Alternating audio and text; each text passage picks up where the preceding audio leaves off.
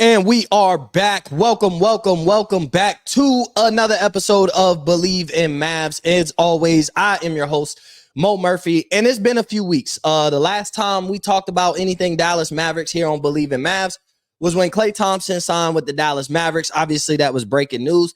Kind of just took a little break, little worn out from the playoffs, spending some time with my daughter. She went to Florida, so she came back to Texas, spending some time with my daughter, spending some time with the kids.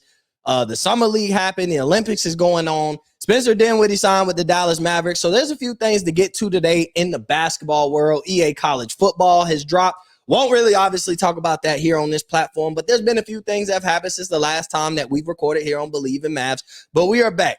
About to give you shows back twice a week leading up to the basketball season. We're going to see what basketball season brings, 2, 3, 4 shows a week, and be fully committed here over there at Believe Network to be talking about the Dallas Mavericks. So first things first, obviously last episode I talked about the Klay Thompson addition to the Dallas Mavericks. He's going to be a starter. It looks like he's going to be the starting small forward. It looks like that's the plan. It's going to be Luka, Kyrie, and Klay. Starting for the Dallas Mavericks. Now, who's going to be the starting center? I would assume probably Derek Lively. You know, we'll see what they talk about. We'll see when it gets closer to camp later on in the summer, see if there's any more moves they make. Not 100% sure, but the latest breaking news is that Spencer Dinwiddie is returning to the Dallas Mavericks on a 1-year deal.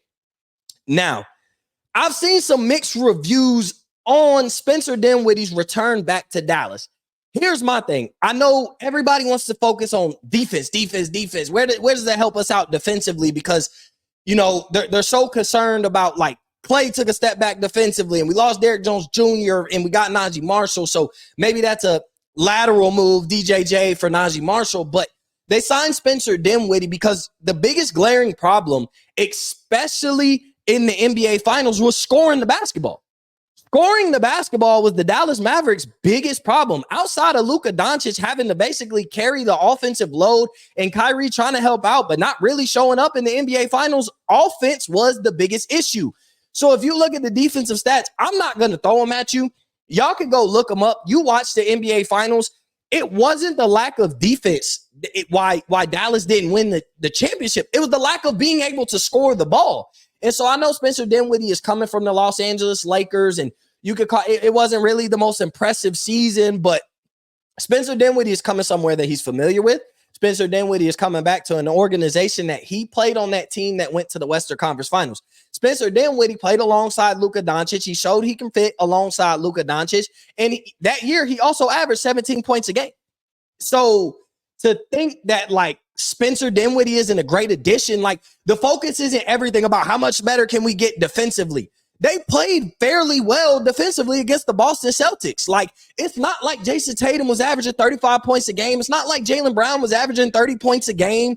Like, and no diss to the Boston Celtics. They won the NBA championship. But I'm just saying, when we don't love Dinwiddie, then, you know, I know he's made some comments in the past. And listen, sometimes when guys think they want to be at an organization and then the organization doesn't have the same plans as them, they come off as a little salty, a little disappointed. Like, maybe he wanted to still be with the Dallas Mavericks. And so, yeah, he made a few comments that doesn't sit with some people well, but I've seen some people talk about, I don't want Spencer Dinwiddie, this, that, and the other. You know what? That's why you ride along with me, though. That's why we sitting here on the couch talking about the moves that the professional organization of the Dallas Mavericks is making, and we're evaluating these moves about professional athletes. But that's why they're the ballers, and that's why Nico gets paid the big bucks to put this roster together. As of right now, this roster has improved. Since the NBA Finals, this roster has improved. That's what I want to talk. Adding Spencer Dinwiddie is an improvement. Everything isn't going to be a major upgrade. This is what's wrong with people, is the small moves. Like, Klay was a major signing. Adding Klay Thompson was a major signing. You added a future first ballot Hall of Famer, one of the 3 greatest shooters of all time, coming off of what people would consider a down year, averaging 18 points, second in the NBA in three-pointers made, and shooting 40% from the 3, but that would be considered a down year for Klay Thompson. And so, but that's a major signing. When you go to the NBA Finals, you aren't that far away from a championship.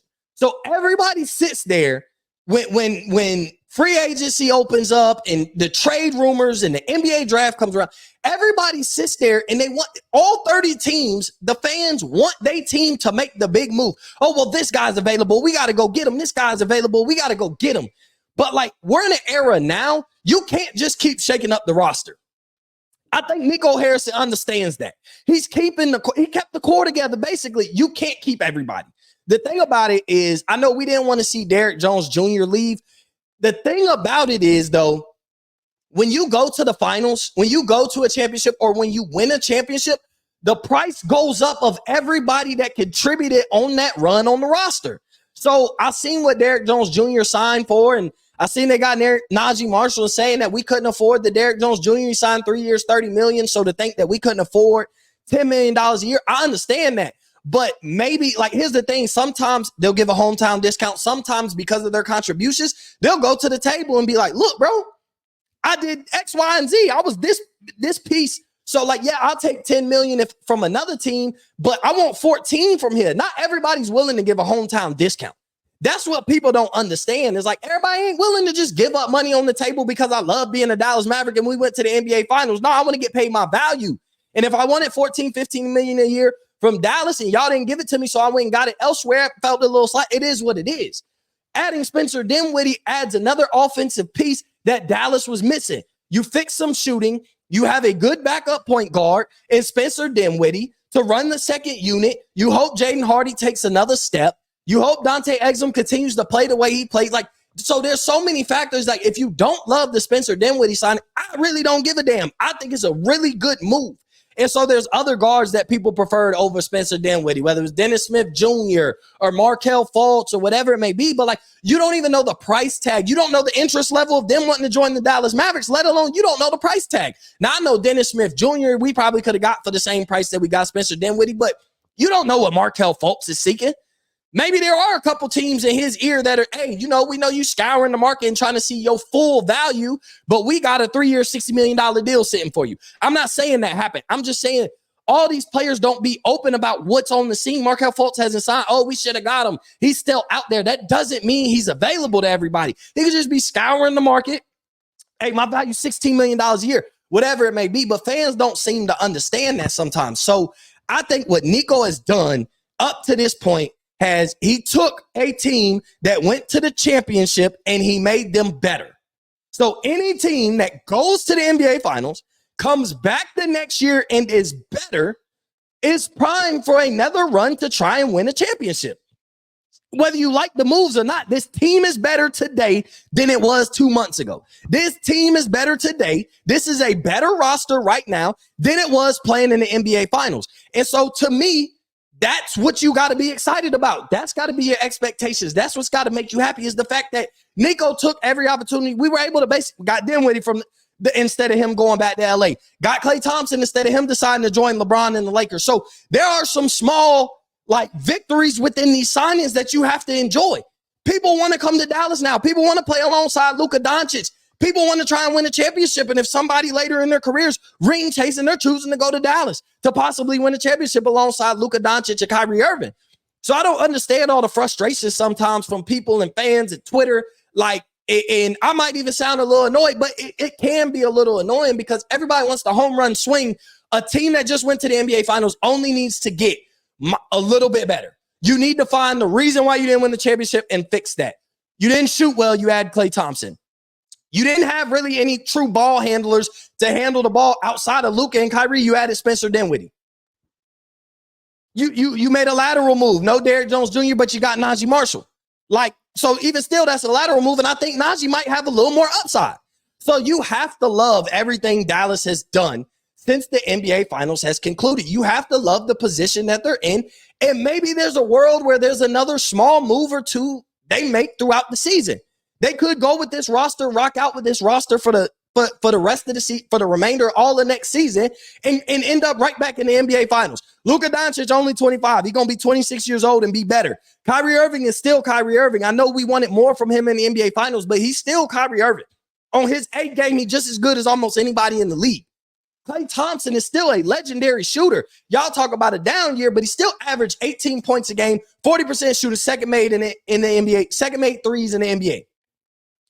So if Klay can repeat what he did last year and give us 18 points a game on 40% shooting and make the second most made threes in the NBA, then you fixed a major problem that stopped you from winning an NBA championship.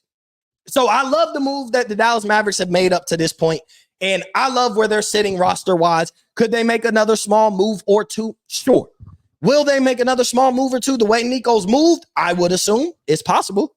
I wouldn't just put it on the table that this is the absolute roster for 82 games in a playoff run. By the trade deadline, has he showed you that he's fully satisfied and not willing to make a minor improvement? He showed you that he would. Look at what he did last trade deadline. Hell, what the moves he made last trade deadline is the biggest reason, outside of obviously your superstar and Luka Doncic, is the biggest reason why they ended up in the NBA Finals. Because you added PJ Washington, you added Daniel Gafford, you added some you took some guys that are really good, and you took them from playing losing basketball to playing winning basketball, and they ended up in the NBA Finals. They went from two of the worst teams in the NBA to literally playing for the second best team in the NBA and playing in the NBA Finals. So everything that Dallas has done up to this point, I love. Now I want to talk a little Olympics. Team USA been playing their exhibition games. Obviously, they finished undefeated. These past two games have kind of had people overreacting. Oh, I can see them losing a game and this, that, and the other. Here's my thing. Shout out to South Sudan, first off. Whether it was because Team USA was lackadaisical, didn't really respect the opponent, whatever it may be, South Sudan showed up and showed out. And you have to respect that. And I know it took an effort from LeBron James. It took him putting his shoulder down and understanding, this is one of the greatest players to ever play the game. And LeBron James dropped that shoulder and realized, hey, these guys are athletic. There's a lot, but they're not big enough. They're not strong enough to stop me from scoring this bucket to win this game. And at the end of the day, the name of any game is to win. Whether you win by 1 or you win by 100, you still win. Now, wins, how big you win can change the statement of the victory. But at the end of the day, a win is a win. And we walked through the exhibition and didn't lose a game. And I really think, here's the thing, for the exhibition games, first off, I think once Kevin Durant comes back, once he actually is able to play, that changes a lot. This talented roster, then you get to add Kevin Durant, who's just a smooth, he probably could give you 20 points, and obviously we know he can give you 30 or 40 on any given night, but this is a loaded roster with some of the best players in the league. So it's tough to say, yeah, he's going to walk out here and get you 30, 40, but he could give you 20 points just because the fact Kevin Durant's a natural scorer. He fits alongside anybody and he can play basketball, and he's committed to playing basketball. So when he come back from his injury, adding a guy that's going to be that deadly on the offensive end, obviously insert him in the starting lineup alongside Steph Curry, LeBron James, Joel Embiid, and I'm not sure who that fifth starter would be. If it was me, I would say Drew Holiday. But I don't want to get killed for that, because putting some of these guys on the bench, every single one of these guys could be in the starting five. That's not the point. But you put a point of that second five that I seen with Anthony Edwards, Tyrese Halliburton, Jason Tatum, Bam Adebayo, and Anthony Davis. I love that second five for Team USA. And I mean, the way they've played, you almost at times think they could start. The two best players on Team USA, which maybe to a lot of people's surprise have been LeBron James and Anthony Davis. And that's something I want to talk about, because LeBron basically up to this point, having consistently been the best player on Team USA, there's two sides of the fence you could sit on. Either A, that pitches to how great LeBron is, that he's 40 years old and still can be the best player on the team with some of the majority of the best players in the NBA. Outside of Giannis, Luka, and Jokic, I don't think nobody's really missing to say we don't have all the rest of the best players. I mean, SGA over there in Canada too, but outside of that, and those are probably 4 of the top 5 players, I think everybody else is pretty much some of the best players in the NBA. Majority of the rest of the roster is the better players in the NBA. And so you can sit on one side of the fence and be like, man, this is the problem with American basketball, that a 40-year-old still has the ability to be able to be the best player. When we have an Anthony Edwards and a Halliburton and a Jason Tatum who just won an NBA championship, and a Bam Adebayo and an Anthony Davis, but that can also just speak to LeBron's greatness. It could go hand in hand. So you could sit on, or you could just sit in the middle and just appreciate what you're seeing from Team USA. They are chasing that gold. They are going to get that gold. I'm guaranteeing victory here right now. Team USA is going to win the gold medal. I'm not slightly concerned. Sometimes, it's I can tell some of y'all never play AAU basketball. I can tell some of y'all never play basketball for real ever outside of the men's rec league, which ain't ever the most organized anyway, playing at these rec centers. So some of y'all ain't ever played basketball. Y'all don't really understand the competition. Y'all don't understand how you look at competition. And when you are the superior team and you're the superior players, sometimes you get a little cocky and you look down on your competition. They punch you in the mouth. You never recover and you have to play hard for 4 quarters. But at the end of the day, the name of the game is to still win. Y'all complain and pick all these apart. USA finished the exhibition games undefeated, and now they're about to chase gold. So what are we really complaining about? But like I said, that's how I know some of y'all don't play sports. That's how some y'all just couch coaches. Like, no pun intended. I ain't, but y'all just couch coaches. And y'all just sit there and talk and get on Twitter and run your mouths and don't know what you're talking about. You have an agenda of players that you hate. You have an agenda for players that you love. Y'all really don't know the game of nothing. And if I gave y'all basketball and told y'all to make a right-hand layup and a left-hand layup and do 20 seconds on a mic and drill, you wouldn't be able to do it. I promise that. So sometimes just let Team USA go. They finished undefeated in the exhibition. Isn't that enough? They didn't take an L. Almost taking an L and taking an L is not the same thing. So I don't see anything wrong. Yes, I'd love for them to play better. I would love for them to win by 30 against South Sudan. I get it, but these dudes be hungry and you got a target on your back when you're the country that everybody expects to win gold, and we got loud about it. Team USA, we got loud about it. Man, when we didn't win gold, we going to bring the Avengers out. LeBron going to lead the charge, and he going to go get Steph and Kevin Durant and Joel Embiid got like 3 different countries he could have played for, and we got to convince him to play for Team USA.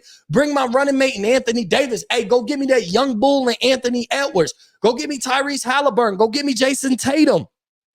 Like, hey, let's bring the Avengers together and go win a gold. Let's make a statement for all y'all talking about overseas basketball caught back up to USA. And it still has. Like, it still has. USA winning the gold is still just it has nothing to do with the rest of the world catching up. Them winning the gold is making a statement. Y'all can catch up. We still on top, though. That's all this is. That's what this statement is. It's like, y'all are catching up. Y'all got the Jokic and Luka and Giannis and y'all are flooding. I mean, look at the top 5 picks in the NBA. Like, these guys be from overseas. So yes, y'all are catching up, but there's still a talent gap. There's still like, okay, you got a Luka playing for his country, but you ain't got nobody else that's as good as Luka. Like, it ain't like y'all got 5 of them. Y'all got a Jokic playing for Serbia. It ain't like y'all got 5 of them. Y'all got one elite one. Yeah, it ain't like y'all got 5 of them. Play against South Sudan. Freak athletes. These dudes could play basketball. Multiple guys that played at D1 college basketball, played in the NBA at one point in time. William Gabriel, former teammate of LeBron James, that played for the Los Angeles Lakers. So, like, these guys are NBA players. There's like 70 NBA players playing throughout the Olympics outside of Team USA. Outside of the 12 to 15 that we got on the roster, there are 70 active NBA players on rosters playing for their country this year. So yes, have you caught up in a sense? Sure. But have you taken over? As the rest of the world taken over? No. You see what it looked like. We're going to go undefeated. We're going to walk through these Olympics undefeated and win the gold medal. You're going to see what it looked like. Might be some close games. Canada might give us a run for their money. Australia. But at the end of the day, none of that's going to matter because we're going to hoist the gold and make the statement that we needed to make by not winning the gold the last time, and the reason why the Avengers got together. So everybody that has all these things to say about Team USA, this, that, and the other, remain on your couch. I understand. That's why I'm sitting where I'm sitting. But hey, so I don't have too much to talk about. I mean, I could probably rant all day and go on all day, but I just getting back in the swing of things. Like I said, Believe in Mavs going to come at least 2 times a week from here on out. I do apologize for taking a little hiatus, but hey, all of us need breaks. You know, a lot of guys, sometimes you just need breaks. When you have a long playoff run, and we talking after every game, we post-game show, preview show, getting guests on, making appearances on the radio, like a little burnout. Just wanted to take a little break, enjoy the summer with family, enjoy my daughter coming back from Florida. But like I said, we back in that mode. This is the show that's bringing us back in that mode. So I appreciate everybody for tuning in. I appreciate everybody for listening. We will catch you later on this week on another episode of Believe in Mavs.